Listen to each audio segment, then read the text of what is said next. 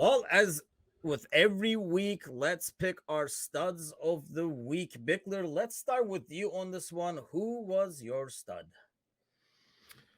Such an obvious one. Like Holland was absolutely a monster, just at the heart of everything good for them. Foden had a good game in that match too, but I think everything just sort of seemed to run through Holland. He's on pace for like what, almost 70 goals this year. To smash all the records. He's a hat trick of hat tricks at home. It's just absolutely insane what he's doing.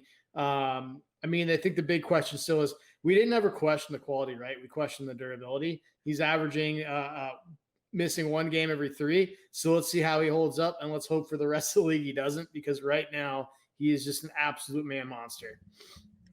It is pretty scary, and it didn't look like they were too bothered with, or Pep is too bothered with his durability because he did not even come off in that game. They did a line change and he stayed out there even after the hat trick. But yeah, quite the performance. So a very worthy stud there. Gally, who is your stud for the week? My stud of the week actually came this afternoon. It's James Madison. He did everything right in that Leicester match today. 2 goals and an assist. And honestly, it's not just his fantasy numbers that jump out on the page, but it was his overall play. He was head and shoulders the best player on the pitch. There's been talk about him, wanting a move away from Leicester to a bigger club. Some talked about Spurs. There's been talk about United at times, Newcastle over the summer. But I really believe if I'm James Madison, I'm licking my chops at their run of fixtures, and I'm trying to do everything I can to try to get myself into Southgate's plans for that last spot or two on that flight to Qatar. I don't think he'll make it, but he was my stud of the week this week for sure.